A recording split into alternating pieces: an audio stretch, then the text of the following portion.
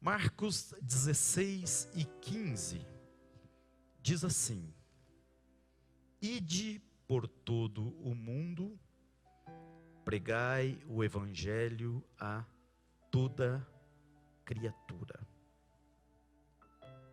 Eu vou fazer uma pergunta para a igreja. Jesus, depois de ressuscitado, quantas ordens ele deu? Depois de ressuscitado, quantas ordens ele deu antes de ser assunto aos céus?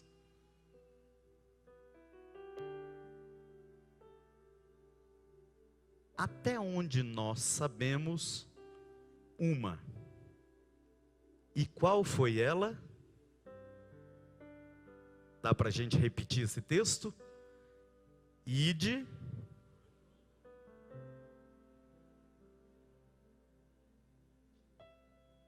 Vamos repetir? Ide. Por.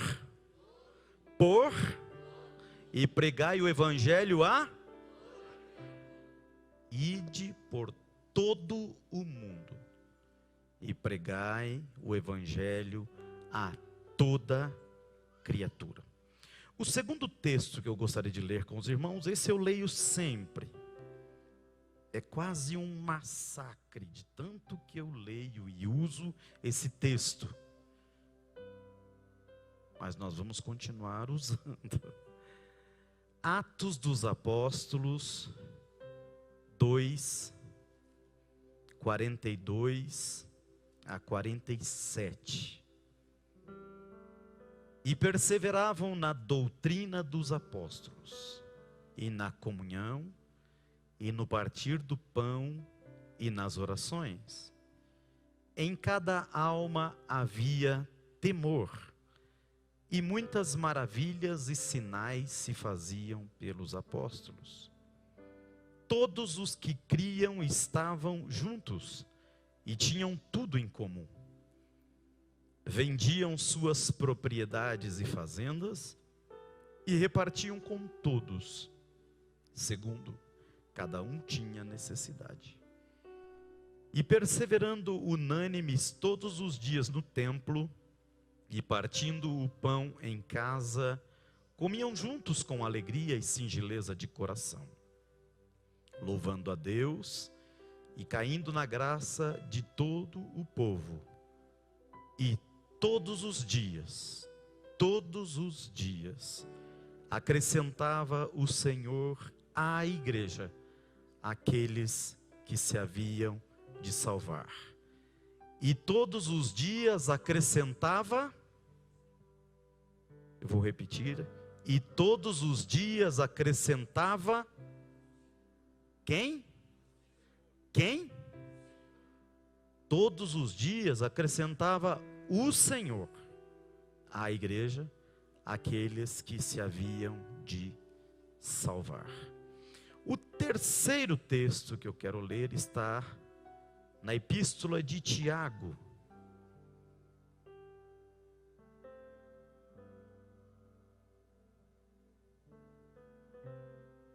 Tiago, no capítulo 2, verso 14,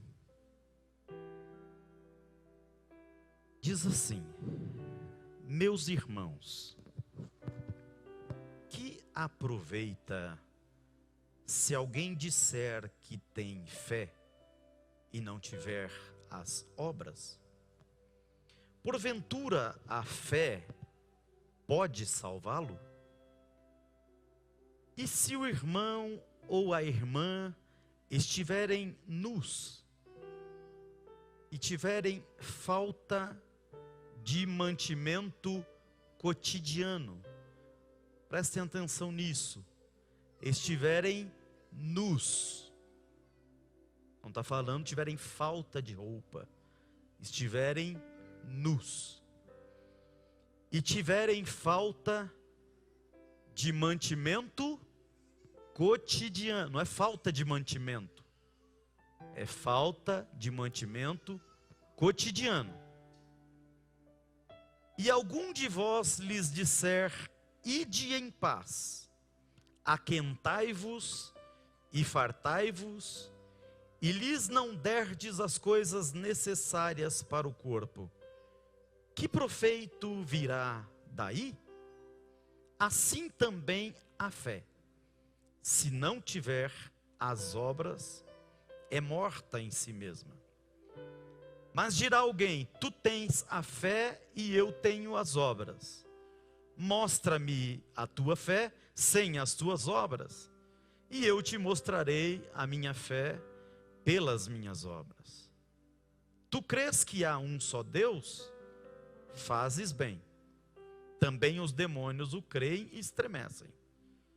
Mas, ó homem vão, queres tu saber que a fé sem as obras é morta?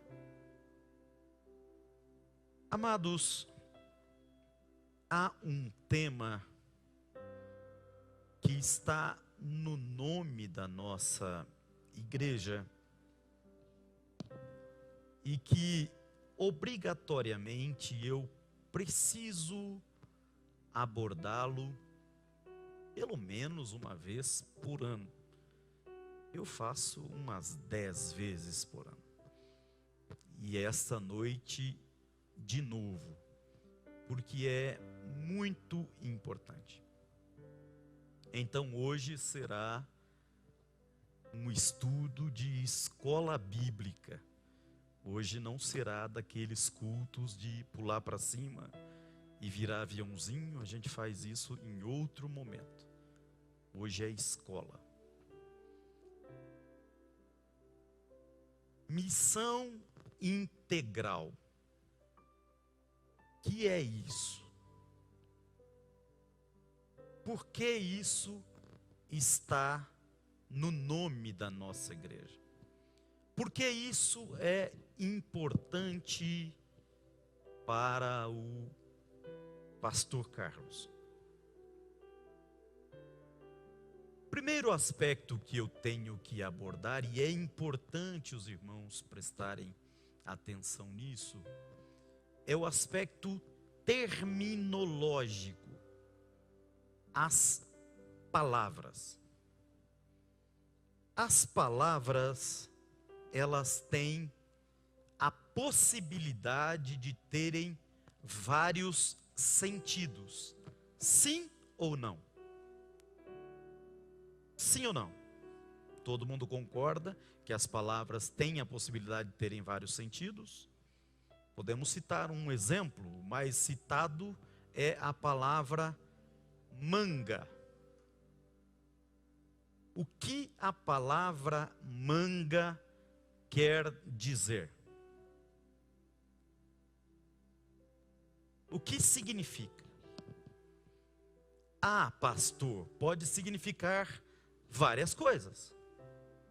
Pode significar uma parte da vestimenta. Sim ou não? Isso aqui chama manga, certo? Pode ser uma fruta.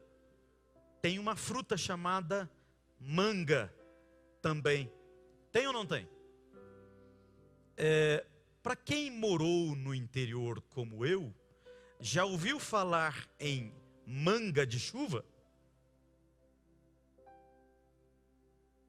Quando dá aquele temporal assim na roça, e a gente lá da roça, lá do interior, como eu venho, diz assim, ó, tá vindo uma manga de chuva ali, ó. E a palavra manga pode ganhar vários sentidos. Ou melhor, ela tem vários sentidos. E há pessoas que podem atribuir à palavra manga outros sentidos, como bem quer. Sim ou não? O borracheiro que usa aquele manchão que envolve a totalidade da câmara de ar,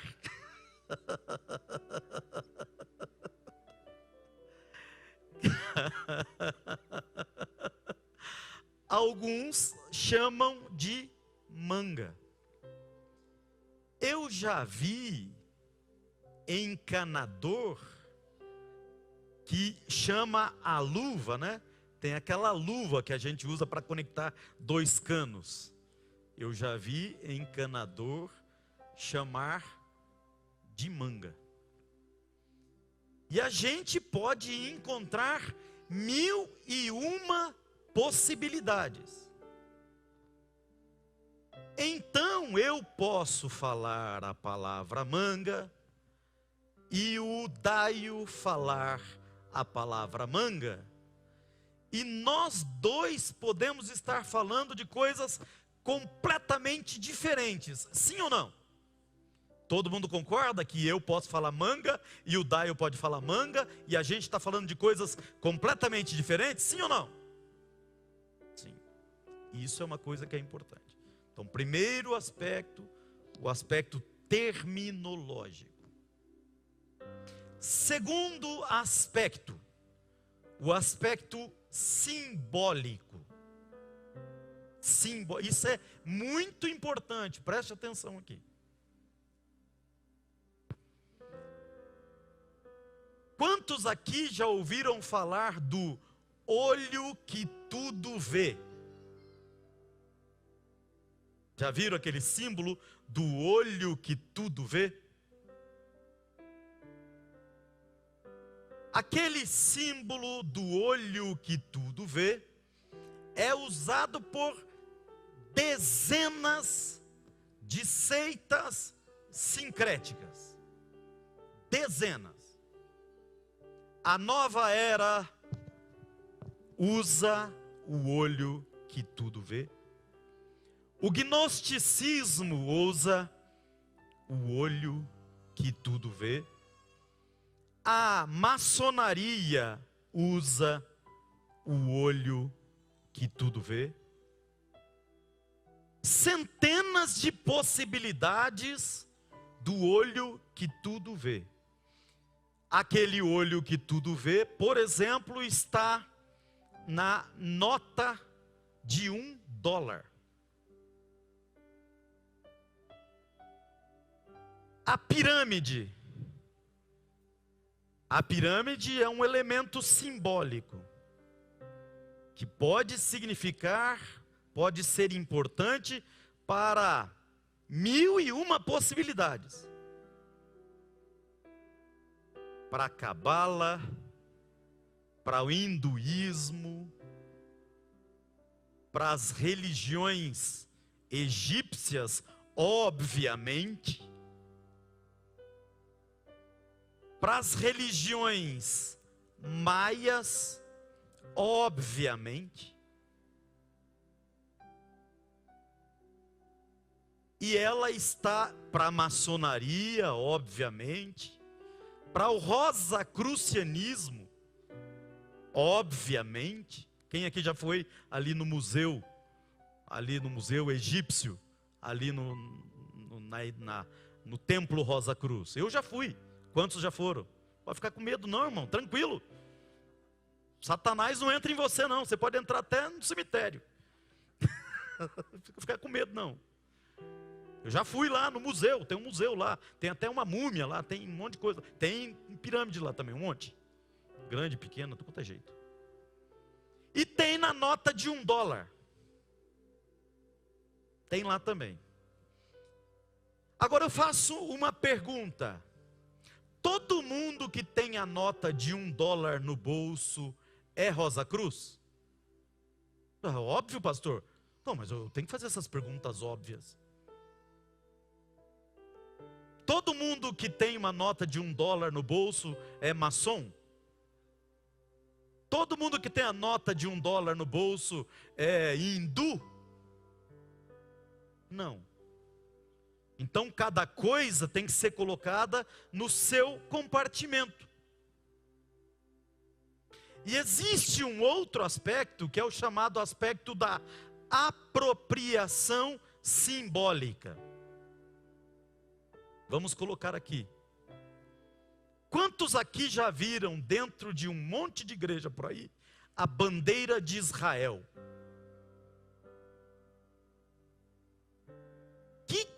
tem a ver a bandeira de Israel com igreja?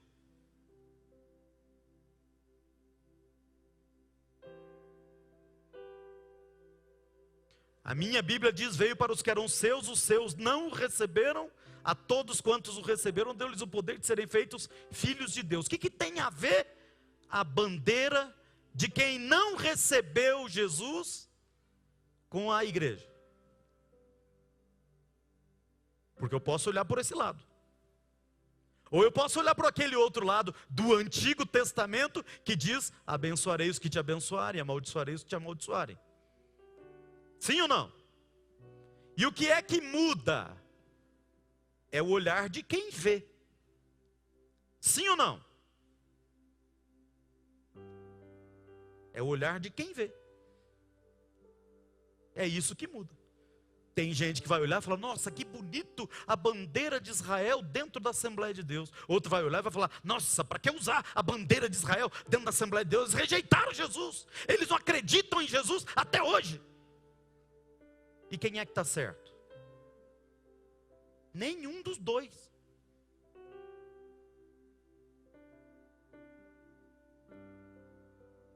O peixinho é símbolo do quê? Hã? É o símbolo do quê? Pois é, mas o PCC usa o peixinho como símbolo do PCC. Principalmente a carpa. Você sabia?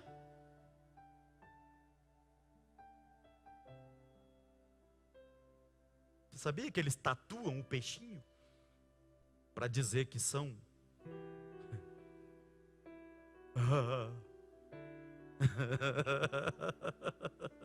Você sabia que o peixinho também é símbolo da nova era?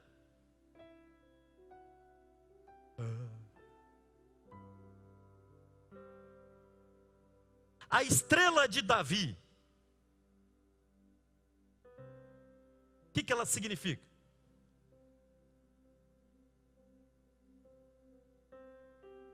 Ela também é um símbolo da nova era.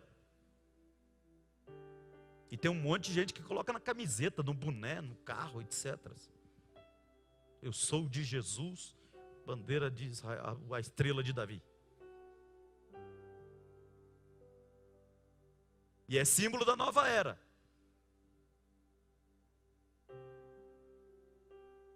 Então a diferença está aonde?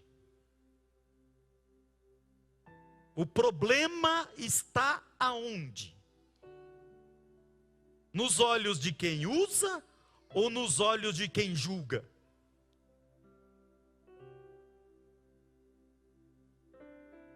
Culto de ensino é para isso, irmãos, para a gente raciocinar. Culto de ensino é para raciocinar. Dar um monte de glória a Deus, sair pulando e não saber nem o que aconteceu no culto é fácil. Tem gente que pula, grita, vira aviãozinho, aí você pergunta: qual a mensagem que foi pregada? Não sei. O que você fez lá?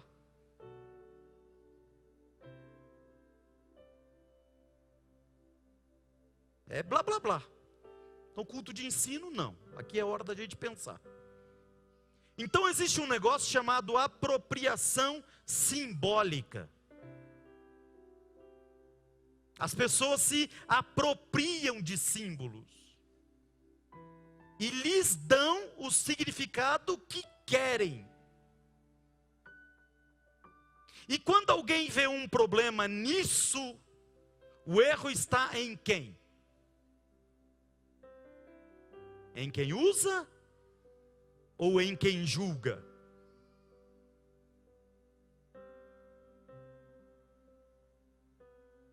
Porque crente tem que ser inteligente. Paulo até usava: não quero, irmãos, que sejais ignorantes. Sim ou não? Então, amados, existe um negócio chamado apropriação simbólica. Pastor, por que o senhor tem que fazer essa introdução? Porque é importante. Vamos lá. Missão integral. Esse é o nosso tema. Primeiro vamos à palavra missão. O que é uma missão? Quem foi militar aqui? Quem foi militar sabe bem o que é uma missão. Missão dada é missão cumprida. Missão é uma ordem. Missão é uma ordem.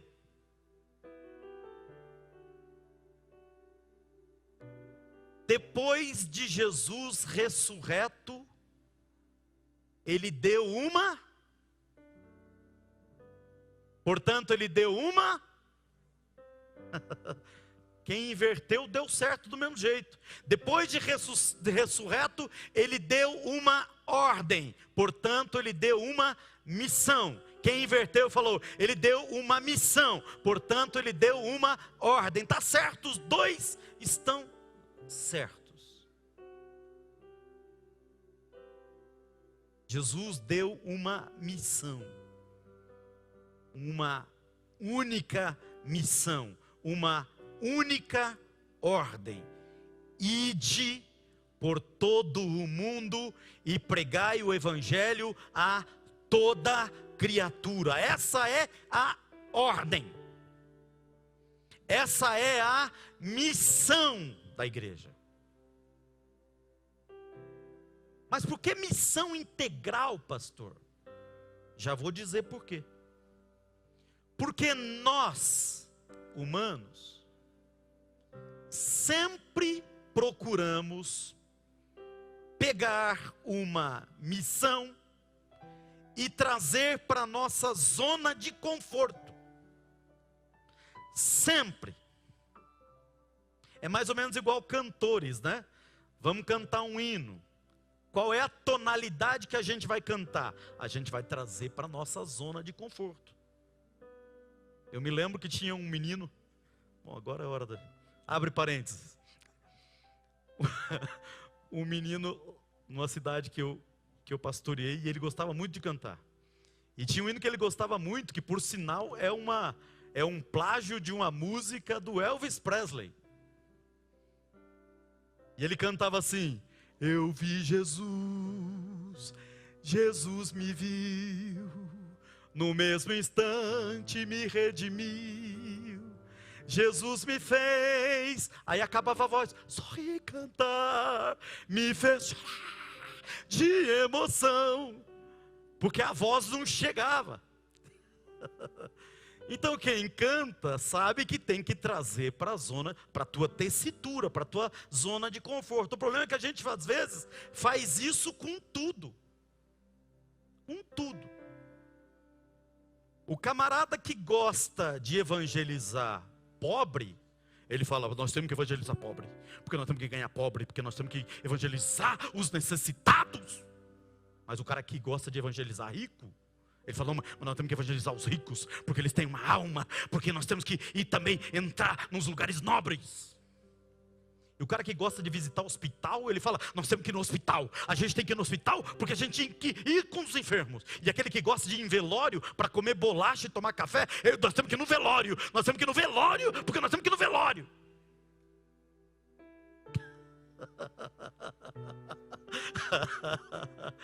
E a gente vai trazendo as coisas para a nossa zona de conforto. Tipo assim, eu sou de Colombo, eu tenho que evangelizar Colombo, eu tenho que pensar em Colombo. Colombo é que é importante. E aí a gente restringe ainda mais. Não, eu sou, desculpa pastor Renato, vou usar o senhor. Eu sou do Florença, eu tenho que pregar no Florença, eu tenho que evangelizar no Florença, eu tenho que ganhar almas no Florença. E a gente vai trazendo para a nossa zona de conforto. Normal. E aí a gente vai escolhendo textos bíblicos também de acordo com a nossa zona de conforto.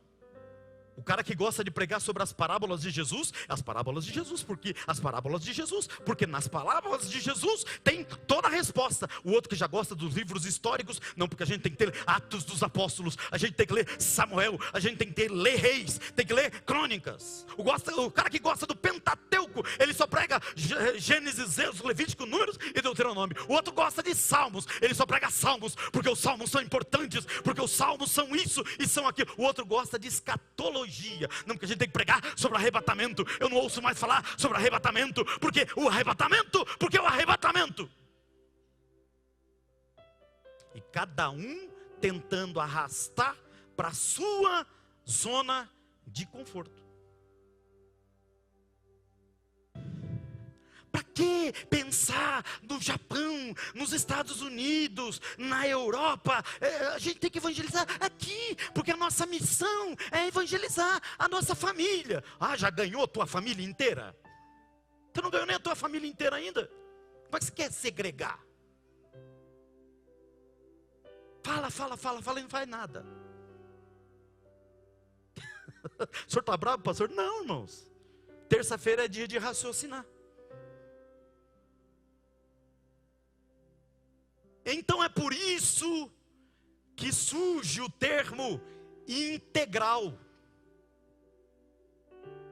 para lembrar a gente, simples assim, irmão, não tem que ficar inventando floreio, simples assim, é para lembrar a gente, que a ordem de Jesus, é para a gente pregar o evangelho integral, tudo, para um ser humano integral, no mundo integral. Conseguiu entender? É para a gente não esquecer que o ide de Jesus é ide por todo o mundo e pregai o evangelho a toda a criatura. Missão integral é isso.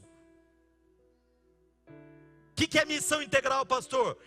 Ide por todo mundo e pregai o evangelho a toda a criatura. Vamos repetir juntos? O que é missão integral? Mais forte. Tá, é isso, missão integral é isso. Mas acontece que na história, as pessoas, as igrejas, os teólogos, vão tentando trazer a coisa para a sua zona de conforto. O grande problema na história é sempre o mesmo. Zona de conforto. Porque é que a igreja, durante uma época, só, não vou falar rezava, vou falar fazia o culto em latim. Por quê?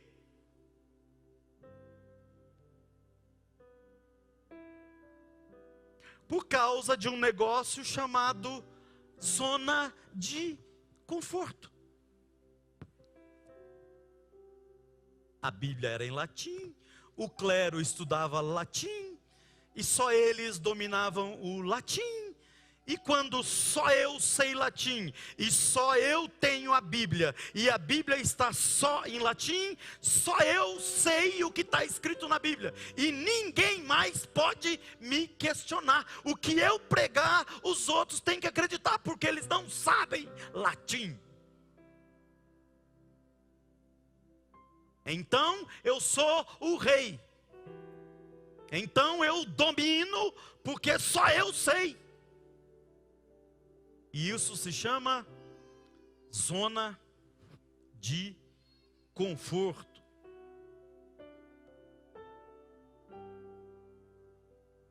E quando só eu sei, eu faço a norma que eu quiser. E já dizia Lord Acton, que o poder corrompe e o poder absoluto corrompe absolutamente? Em que pese eu não concordar com esse vocábulo, porque Jesus disse, eu vos dou poder, e na verdade o único que tem poder soberano é Deus, e portanto impossível corromper quem tem o poder soberano, porque Deus não é corruptível. Mas o homem, lá no interior a gente tem os nossos brocardos, né? E uma das coisas que a gente dizia é que tem gente que não serve nem para ser carroceiro e quer ser aviador. E tem um outro bocardo que diz que tem gente que se subir num tijolo já quer fazer discurso. Bom, quando você tem um clero que só ele interpreta a Bíblia, ele se sente poderoso. E quando ele se sente poderoso, ele acha que ele pode fazer a norma que ele quiser e que ninguém pode contestá-lo. E isso se chama zona de conforto. E então eu posso dizer que eu tenho poderes para vender cadeira no céu, porque ninguém lê a Bíblia em latim. Então eu posso dizer que eu tenho poderes para lançar e tirar almas do purgatório, porque só eu leio latim. Então eu posso dizer que à medida que as moedas tilintam na salva, uma alma sai do purgatório. E eu digo que isso é Bíblia, porque só eu sei ler latim. E é necessário que Deus levante alguns loucos por Cristo, chamados reformadores, que para além de traduzirem a Bíblia e dizerem para as pessoas, vocês podem, mais do que podem, vocês devem ler a Bíblia. Vocês têm o direito de ler a Bíblia e de interpretar a Bíblia. E para além disso, reformam o pensamento, a teologia, a igreja e a história. Mas quando cai em águas reformadas, o bichinho da zona de conforto não vai embora, porque ele está sempre presente. E então ao longo da história, Deus vai tendo que levantar reformadores, para trazer de volta, e trazer de volta, e trazer de volta sempre. Os mesmos reformadores que trouxeram de volta as pessoas e a igreja para a palavra, são os mesmos que não conseguem de repente vivenciar a experiência de Atos dos Apóstolos. Batismo com o Espírito Santo, dom de línguas, e o Senhor concedia que falassem em outras línguas, e os povos de todo mundo ouviam falar na sua própria língua, e esse negócio de língua, e a gente não sabe o que é isso. Então o que a gente faz? A gente traz para a zona de conforto, a gente inventa um negócio chamado cessacionismo. Falar línguas, dons espirituais, isso aí cessou na era apostólica. E de novo cai na zona de conforto. Eu não preciso orar, eu não preciso pedir, eu não preciso clamar, eu não preciso obedecer Paulo dizendo, buscai os melhores dons. Eu não preciso, porque cessou na era apostólica. Zona de conforto. Eu não preciso nem pregar, porque Deus escolhe quem vai para o céu e quem vai para o inferno. Pregar para quê? calvinismo. Se Deus escolhe antecipadamente quem vai para o céu e quem vai para o inferno, para que pregar? E volta de novo a maré mansa do bichinho da zona de conforto. Não preciso pregar, porque quem vai para o céu, Deus já escolheu, e quem vai para o inferno, Deus já escolheu. Não preciso orar e nem buscar os melhores dons, porque já cessou, é só para a era apostólica. E aí fica fácil. E então, de tempos em tempos, Deus tem que levantar uns loucos por Cristo. Um Parham, um Durham, uma Agnes Osman, um William Seymour, lá da Rua Azusa, para dizerem, onde é que está escrito esse negócio que cessou? Quem que falou que cessou?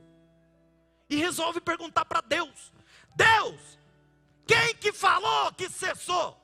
Por que eu não posso falar em línguas? E Deus diz para Agnes Osman, dobra o joelho e manda eles orar que você vai ver. E ela dobra o joelho, e eles oram por ela. Tudo gente fria, gente que não era batizada. Orou por ela, e o que aconteceu com ela? Começou a falar em outras línguas. Porque é assim que Deus faz.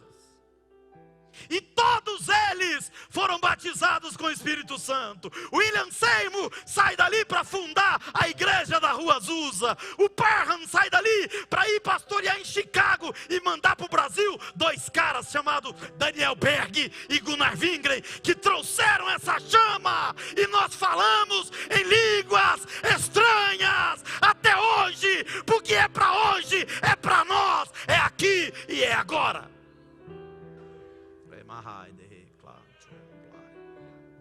Eu estou fazendo um resumão mesmo. Mas para que pregar? Se Deus escolhe quem vai para o céu e quem vai para o inferno. Mas de repente,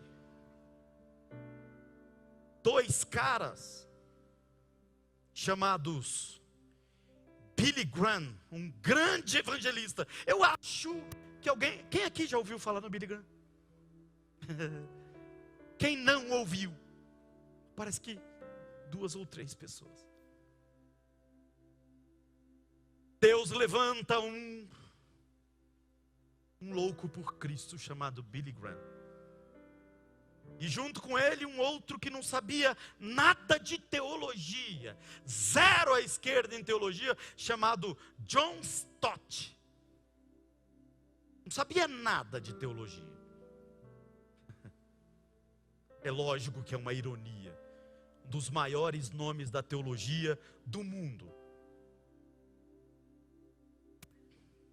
E esses 2 caras começam a olhar para a igreja e falar assim, essa igreja não está pregando.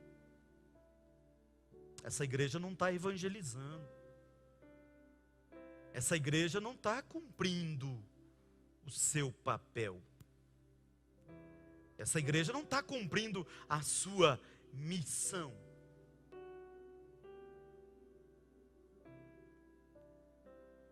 E então, em 1974, eles reúnem líderes de mais de 150 países na cidade de Lausanne, na Suíça. Escreve Lausanne. E lá eles leem Marcos 16 e 15. Ó irmãos, só para lembrar, Jesus disse, ide por todo o mundo e pregai o evangelho a toda a criatura. Mas irmão Stott, irmão Billy Graham, tem gente que não entende o que está escrito. Então vamos simplificar, para todo mundo entender. É um evangelho integral para um ser humano integral no mundo todo. Vou repetir: um evangelho integral para um ser humano integral no mundo todo. Você pode repetir comigo? Um evangelho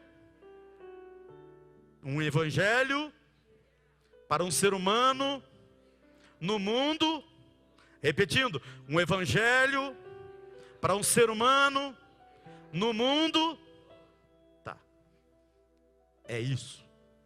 Para ficar mais fácil, quem não entendeu o ide por todo o mundo, pregar o evangelho a toda criatura, então simplificou. Mas aí alguém pergunta: pastor Billy Graham, pastor John Stott, como a gente prega esse evangelho? Como é que a gente chega no coração das pessoas? Como é que a gente chama a atenção das pessoas para esse evangelho? Eu estou fazendo um resumão. O John Stott e o Billy Graham dizem assim: fazendo igual Jesus fazia. Igualzinho Jesus fazia. Mas como é que ele fazia? Bom, ele usava métodos. E esses métodos tinham tudo a ver com as necessidades das pessoas. Como é que ele inaugurou o seu ministério, Jesus? Ele chegou num casamento. E ele ficou olhando, falando: onde é que eu começo? Por onde que eu começo? De repente, faltou vinho. Jesus está aí. Está aí. Todas as atenções, os anseios, os desejos estão voltados para essa necessidade. O vinho é símbolo da alegria nesse casamento. Sem o vinho não tem alegria num casamento. Jesus fala: é por aqui que eu vou entrar em ação. Eles estão com uma necessidade, eu vou usar esse caminho para eles prestarem atenção na minha mensagem. Eles estão com uma necessidade emocional, porque o vinho é símbolo da alegria. A ausência do vinho era vergonha. Então Jesus transforma água em vinho. E as pessoas: uau! Agora eles ouvem o que ele fala. Porque antes, se ele fosse falar: o que é esse cara para falar aqui? É um carpinteiro lá de Nazaré, vai falar o que aqui?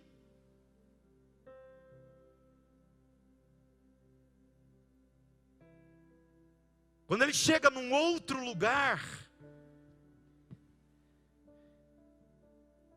tem alguém morto.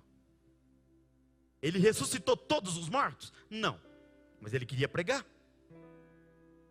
Ele queria pregar naquele lugar. Então o que ele faz? Ele toca o esquife. Tem gente que fala que ele era músico. Tocou o esquife. Ele só colocou a mão no... Vamos colocar assim, linguagem de hoje. Colocou a mão no caixão, irmãos. Não é instrumento musical, não.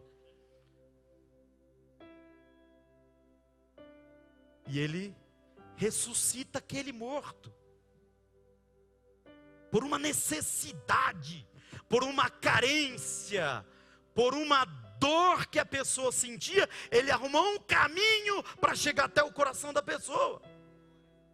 Está entendendo essa palavra, irmão? Estou falando do modo mais simples possível. Eu preciso que os irmãos voltem para casa hoje entendendo o que é a missão integral. Tem uma necessidade? Vamos usar esse caminho. Dali a pouco ele está em outro ambiente. Ele começa a pregar e as pessoas não estão mais prestando atenção. E ele precisa pregar, porque pregar é a missão. Então, o que está acontecendo aqui? Eles estão meio-dia sem comer nada. Está aqui a fórmula para eles ouvirem a minha mensagem. Alguém tem alguma coisa aí? Ninguém tem. Aí alguém vem e fala, porque sempre tem um dedo duro, né? Ó Senhor, tem um moleque aí que tem 5 pães e 2 peixinhos, ele está mocando lá. Está escondendo.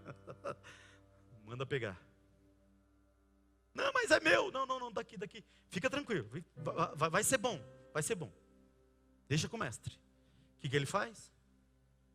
Ele multiplica os pães. E então as pessoas ouvem a sua mensagem. Porque pregar é a missão. Pregar é a missão. Pregar é a missão. Mas para a mensagem chegar num coração, tem que ter veículos, tem que ter meios, tem que ter forma, tem que ter estratégia. E abordar as necessidades humanas é a estratégia de Jesus. A maioria de nós aqui, veio para Jesus por uma necessidade que estava tendo. A esmagadora maioria de nós aqui, era uma enfermidade na família, era um problema com alcoolismo, era um problema com drogas, era um problema financeiro, era alguma dificuldade, e a gente acabou vindo para Jesus. Porque as necessidades humanas têm esse condão, têm essa capacidade de criar um veículo para que a mensagem alcance os corações. E o Senhor Jesus sabe disso mais do que nunca. Foi Ele que inventou tudo isso. Ele curou todos os enfermos. Ele multiplicou todos os pães. Ele resolveu todas as necessidades? Não. Por quê? Porque a missão dele não era essa. Jesus não era assistente social. Jesus não estava aqui com a missão de resolver todos os problemas de todo mundo, não. Jesus estava aqui com a missão de trazer o evangelho de Deus aos corações. Boas novas de salvação. O resto é metodologia, é método, é forma, é meio.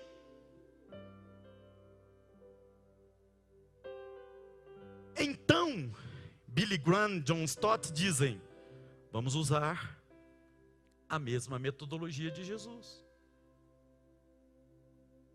Qual é o maior exemplo de igreja, de povo, de gente que entendeu a metodologia de Jesus? O maior exemplo.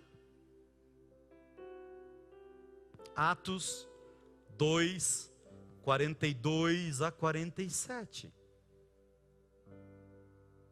Os pilares da missão integral, a metodologia da missão integral, a forma da missão integral, o jeito, o exemplo bíblico de como colocar o evangelho dentro dos corações das pessoas. Isso aqui é uma doutrina, é para todo mundo viver desse jeito? Não, isso aqui é um exemplo de metodologia para levar o evangelho até os corações. Perseveravam na doutrina dos apóstolos. As pessoas têm necessidades intelectuais, então a gente vai usar essa necessidade intelectual para colocar o evangelho de Jesus dentro dos corações. Doutrina. Comunhão, koinonia. As pessoas têm carências emocionais? Tem. Então vamos usar as carências emocionais, a koinonia, para colocar o evangelho dentro dos corações. Partir do pão. As pessoas passam fome, as pessoas passam necessidade, elas têm necessidades físicas? Tem. Então vamos usar a ação social, o repartir o pão, para a gente colocar o evangelho de Jesus dentro dos corações. Orações, as pessoas têm necessidades que a ciência não consegue resolver, que extrapola todos os limites humanos. Tem coisa que a ciência não resolve, psicólogo não resolve, psiquiatra não resolve, advogado não resolve, engenheiro não resolve, ninguém resolve. Então a gente vai orar, e a gente vai usar as orações para colocar o Evangelho de Jesus dentro dos corações. Isso é método, isso é metodologia, isso é forma, isso é caminho bíblico para cumprir a missão.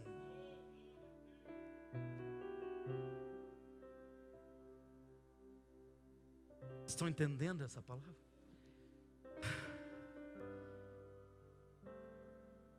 Todos que criam estavam juntos e tinham tudo em comum. Isso aqui é ordem bíblica, é doutrina bíblica, para todo mundo vender o que tem e repartir com todo mundo? Não. Isso aqui é metodologia, é exemplo. Era a forma de eles colocarem o Evangelho dentro dos corações das pessoas. Porque a missão é essa.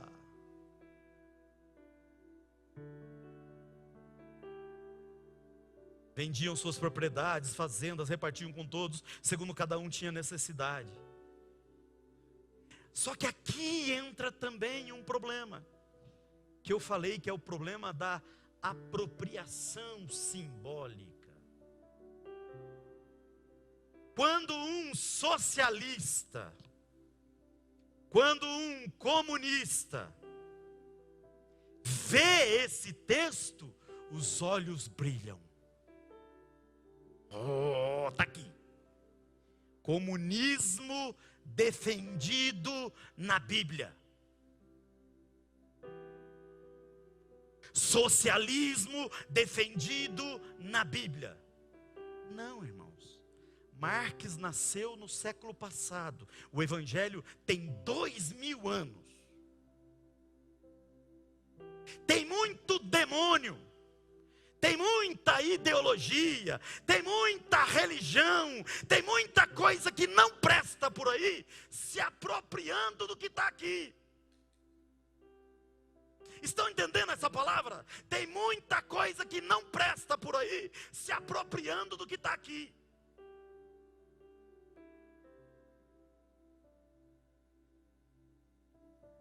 A Bíblia não está defendendo nada disso. A Bíblia está dizendo: quem não trabalha, que não coma.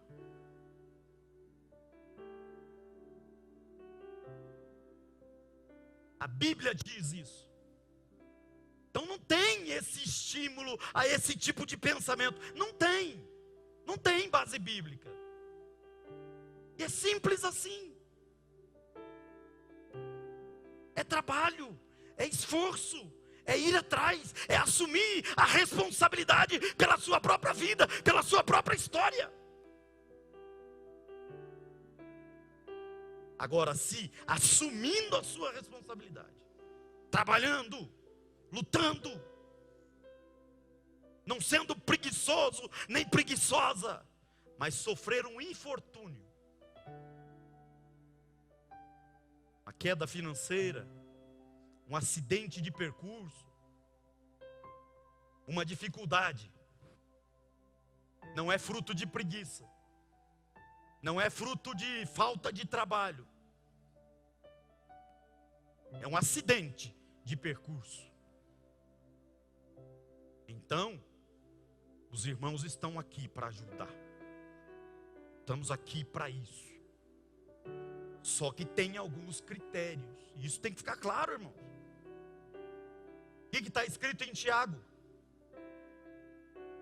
Se o irmão ou a irmã estiverem, se o irmão ou a irmã estiverem nus. Está falando falta de roupa. Meu guarda-roupa, eu tenho 5 vestidos, mas eu não tenho um para ir no domingo à noite. Está de brincadeira.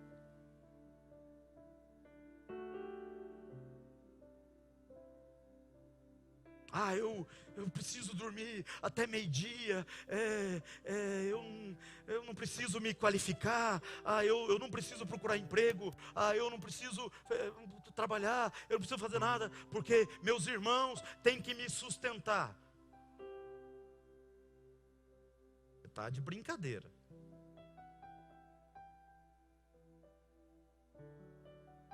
Pastor, o senhor está bravo? Não. Eu estou bem calmo. Mas é que às vezes a gente vê algumas bobagens por aí.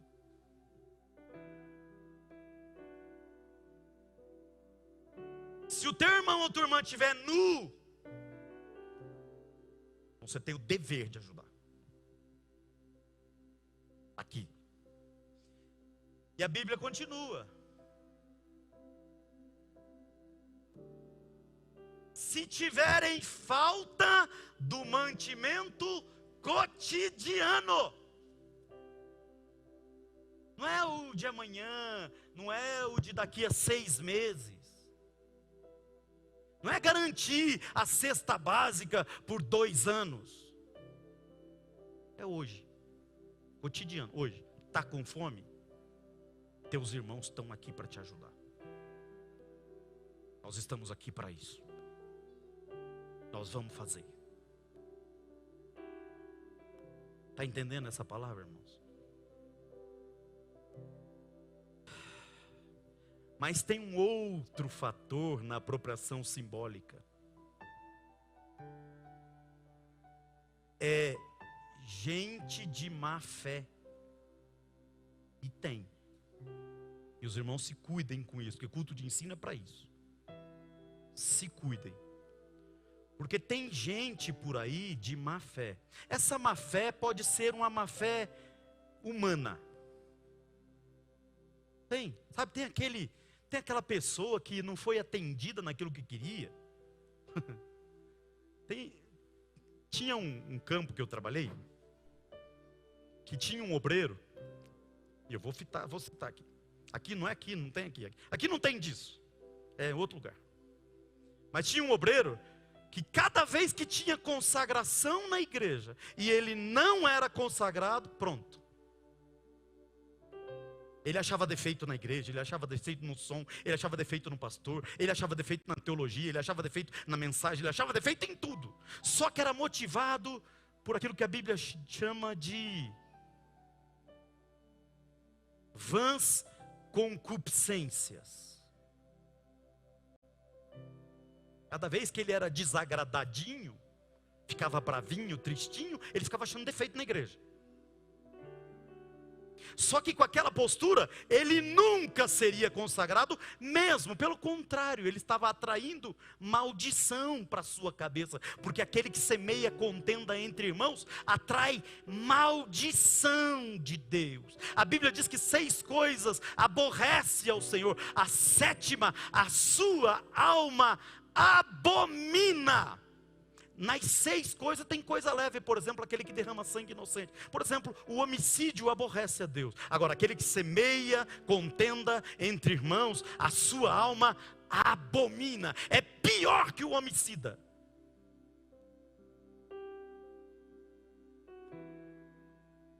O senhor está bravo, pastor? Não. Mas culto de ensino é para isso. É para a gente pensar. Então tem aqueles que semeiam contenda por desejos pessoais, por questões pessoais. Tem aqueles que são piores ainda, que são usados por Satanás. Sim, irmãos, abre o olho e o ouvido. Porque tem muita gente murmurando e semeando contenda em muitos lugares, e são discípulos, embaixadores de Satanás. E a Bíblia diz que muitos darão ouvidos a doutrinas de demônios. Então cuidado para não sermos nós que damos ouvidos a doutrinas de demônios. E então daí tem gente que começa a achar defeito. Tem gente que constrói defeito, por exemplo, e agora eu estou caminhando para o final. Diga graças a Deus. Estou brincando. Tem gente que produz defeito. Deus cria as coisas perfeitas, mas o homem busca muitas invenções, já diz a Bíblia. Então tem gente que estraga aquilo que Deus fez. A missão integral, tem gente que estraga a missão integral.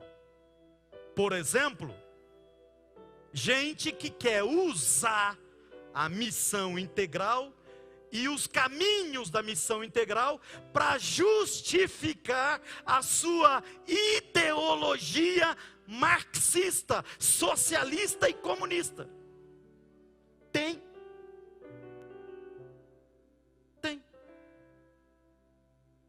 Tem gente que usa.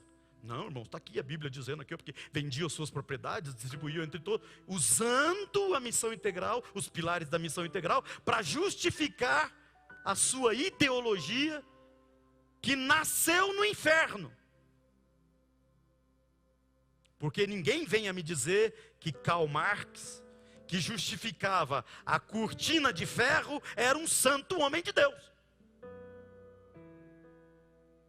Ou então leia lá o Contrabandista de Deus e tantos livros, Ivan e outros que foram escritos num regime eminentemente marxista, e você vai me dizer qual é o ódio que o marxismo tem do evangelho. Só quem não conhece a história para não saber disso. Então tem gente que usa a Bíblia para justificar as suas teorias. E tem outros que se aproveitam disso para dizer: ó, aquela igreja lá é comunista, aquela igreja lá é socialista, aquela igreja lá é marxista, aquele pastor. Volto a dizer, alguns por interesses pessoais, outros por serem de fato. Eu não vou falar, eu vou dizer assim, Paulo disse assim: se alguém vos ensinar outro evangelho que não seja isso, seja considerado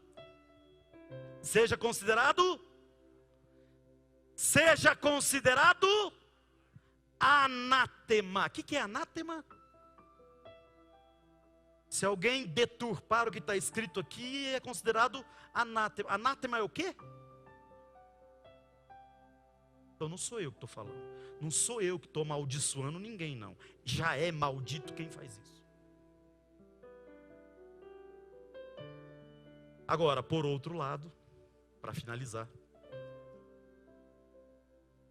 Atos dos Apóstolos 2:47, e eu já vou terminar.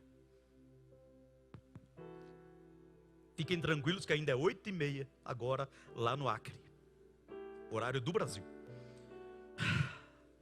Atos dos Apóstolos 2:47. Quando a igreja praticava a missão integral, quando a igreja praticava todos os pilares da missão integral, satisfazia intelectualmente, cuidava emocionalmente, cuidava fisicamente, cuidava nas orações, tinha temor, tinham convivência, tinham harmonia, perseveravam unânimes, tinham singeleza de coração, tinham união, tinham unidade. Quando a igreja tinha tudo isso, o que é que acontecia? Louvavam ao Senhor. Lucas diz, por causa disso, eles caíam na graça de todo o povo. Todo mundo amava eles, elogiava eles, gostava deles, porque eles de fato representavam Jesus. E por causa disso, escreve Lucas, o Senhor acrescentava à igreja todo dia. Não é lá de vez em quando alguém aceitava Jesus, não. Não é lá de vez em quando alguém conhecia Jesus, não. Não é lá de vez em quando alguém era salvo, não. Porque eles faziam isso todos os dias. O Senhor mandava almas, mandava vidas, mandava pessoas que aceitavam o Evangelho, se convertiam e mudavam as suas histórias. Não tem como uma igreja assim não crescer. Amém? Você está feliz, tá? Você está brabo? Está brabinho, está brabinha? Eu não vou pedir perdão, não. Eu preguei a palavra. preguei o que está aqui. Tudo aqui. Então, se você está feliz, aplauda ao Senhor nosso Deus.